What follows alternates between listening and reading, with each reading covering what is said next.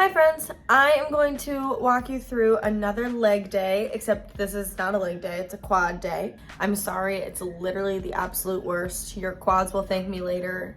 Probably not now, but don't judge me. I'm definitely like way bloated in this video because I'm on vacation and I was eating and drinking what I wanted to. It's okay to do it sometimes. This is me validating you that you need to still have a life. But I still went to the gym. I was still there. So have a life, but get your work in. Okay, we can work out now.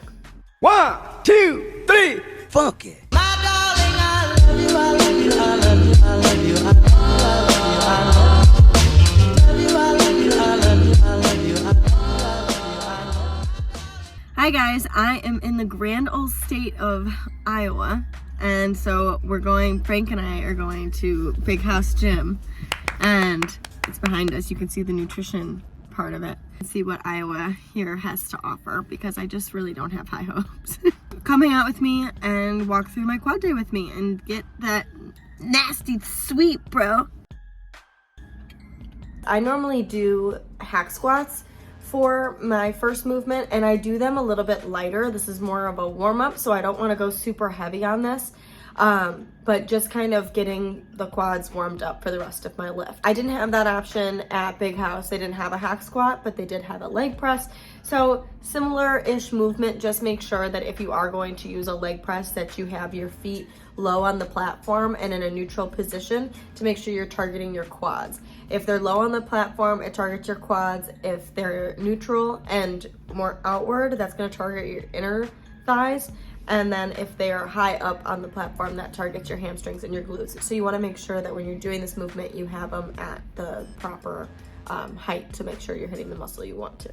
Goblet squats with my heels elevated onto a plate. So you can either do it how I have it done here with your feet or your heels up onto a plate, or sometimes gyms have what looks like a wedge that you can use to elevate your heels as well. But the reason we're elevating at our heel is again to target our quads. Everything in this entire workout is going to be so that your quads are targeted compared to secondary muscles that try to take over when you do the movement. Make sure you pick up a little bit heavier weight for this. Don't underestimate how much you can lift. I feel like a lot of the time I think because it's a dumbbell that I can't pick up a very heavy weight compared to like if I was to go do this on the barbell, which absolutely you can do this with a barbell as well, that automatically that's 45 pounds and then you're adding weight to that on top of it. So you're using heavy weight if you're using a barbell. Why would you not pick up the same amount, if not more, with a dumbbell? Especially because the load is centered and it's just one weight, that you should be able to pick up more weight as well. So definitely make sure to challenge yourself on this movement. Don't underestimate how strong you are. I'm gonna go ahead and apologize in advance for putting Bulgarian split squats into quad day, but they're in here because they work, and they suck because they work and they are just so hard and completely horrible. But it's because they're great and they really target your quad. You can do Bulgarian split squats to target your glutes. I did that in my last leg day. You're gonna do that by dropping your chest forward and stretching your glute backward. But for these, we wanna make sure that you're targeting your glutes so you're standing upward and putting the load totally on your quad compared to getting the stretch throughout your glute. You want the bench to be at the curve of your ankle, and make sure that your front leg is at a 90-degree angle and your knee should not be hitting the ground as you lower yourself down. You should be controlling it. So not only do the Bulgarian split squats suck, but we're supersetting them with jumping split squats. These are really, really, really hard. Like I don't care how strong your quads are. Frank did this workout with me and he squats like 600 pounds and he couldn't do it. Literally, they just suck so bad. But again, they suck because they're a really good movement and isolate your quad really well. So you want your feet to be in the same position as they were for the Bulgarian split squat, with the curve of your ankle on the bench and your front leg at a 90-degree angle. And again, you do not want your knee to be hitting the ground. You want to be able to control this movement as much as possible. You don't have to like leap and bounds off of the ground. It just, as long as your foot is lifted off of the ground, that's all that matters. I was only able to do 8 of these, and I definitely like had to take a break in between for some of these sets. So if that's something that you have to do, you feel yourself getting really fatigued really quickly, definitely like take a second to regroup, but then make sure you're getting right back into the movement. If this is way too intense and it's not your thing and you can't do it, absolutely modify it. You can modify it by just doing pulses. So getting 10 pulses in right after you finish your split squats would be a great way to still work the same muscle in the same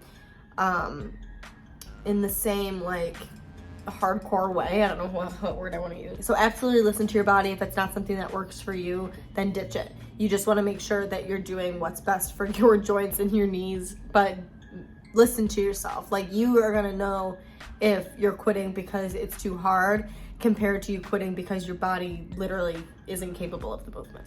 So don't cheat yourself. Our last heavy movement is going to be a landmine B stance squat. You want to make sure that all of your weight is in your standing leg. 80% of the weight should be on that working leg, and only 20% should be on the other leg. You're literally just using it for balance. For this movement, it takes a little bit to get adjusted to it. You want to make sure that you are facing away from the landmine, and that kind of takes shifting your feet around to make sure that when you go down, you're at the right angle so that you have balance and so that your quads are targeted. Sometimes when I try to go down, it just like, you'll know, like you just kind of collapse in on yourself. So don't be afraid to do a couple test runs, even without weight or just having the landmine, just to make sure that you get the movement done correctly and you're not wasting energy trying to do something that's not going to work for you. This is similar to a hack squat. So we did hack squats at the beginning, let's say, or the leg press. So this is good because I didn't get to do the hack squat at all. Let's say you did the hack squat to start the workout compared to the leg press. Now you can add the weight that you didn't for the warm-up hack squats. For the last 2 movements, we're going to be doing 2 sets of 20 just to really pump up your quads. So starting with the step ups, you're going to be doing 20 reps on one leg and 20 reps on the other leg. Keep in mind, this is for your quads, so you shouldn't be leaning your chest too far forward to avoid targeting your glutes. However, if you would like to target your glutes, that's how you do it, but this is a quad day. Another day is for glutes. The most important thing when it comes to step ups is making sure this movement is slow and controlled. You want to make sure that you are controlling the movement on the way up and controlling the movement on the way down. A lot of the time I see people just kind of like using their bottom leg to throw themselves up there and then just clambering like down to the ground. That's not doing anything for you. That's not how this movement works. Like, granted, you're moving and you're stepping up, but you're not targeting your quad by just throwing yourself up and down.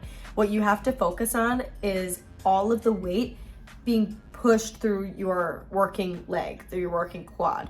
So you want to make sure that that bottom leg is only there to balance you and stand you on the ground. So the top leg, the leg that's going to be on the bench or the box, whatever you're stepping up onto, is the leg that's going to be pushing you up and controlling you back down. You don't want to use that other leg at all. It's only there to balance you. Lastly, we're going to be doing sissy squats. I just started adding sissy squats into my routine and I really, really, really like them. I am still doing them with body weight because I'm still getting used to the movement. As I said, I've never done them before. So, the more you progress through this movement, the more weight you can add. Hold a dumbbell in your hand, hold a plate in your hand. Not all gyms have a sissy squat machine. A sissy squat machine looks like this, but most gyms don't have them. So what I do to replace that is use the cable machine. You can use any bar attachment. I like the ones that have the curves in them because my knees kind of like fit in there, so it holds the bar up a little bit better. And then I put the weight all the way at the last one to make sure that the weight doesn't move at all. If you need more weight, you can pin a plate attached to them as well. What we're doing is leaning our weight back onto that bar to go ahead and get into your squat position. So having the bar behind your knees, and then you're going to just drop your butt back, leaning again on that bar to hold yourself up and using your quads to lower yourself down and then pull yourself back up. So make sure that you're again doing this movement slow and controlled, and you're doing 20 reps of these. I underestimated the shit out of that gym. That was like the best workout. Well, okay, back up. Maybe not the best workout, but that would, like, the people there were so fucking cool. The energy in the gym wasn't like top notch. The music was quiet, and so it kind of made me feel like I couldn't like be very loud. But overall, like, the owner, we sat and talked to the owner collectively for probably like an hour, and he had like the dopest mindset, and like he had like such a good business, like, what do I want to say, like business plan. Thank you. Yeah, he had such a good business plan, and like he was so cool. I liked it a lot. And then there was this other girl that came up to us and was like, you guys are really awesome that you like record each other and blah blah blah. So that was super cool. That was a really good experience. So hell yeah, I loved that. Scott's a good guy. Yeah, he was. Scott Jensen. Definitely reach out to him. Absolutely. If you're in West Des Moines, Big House Gym, Definitely go check it out. hell yeah. Thanks so much for watching. Please make sure to like and subscribe. It means the absolute world to me. Also, make sure to check out jointhestrain.com, or our socials are _at @_ST training, and my personal is s.e.rit. I will see you guys in the next one. Bye. Say bye, Frank. Bye.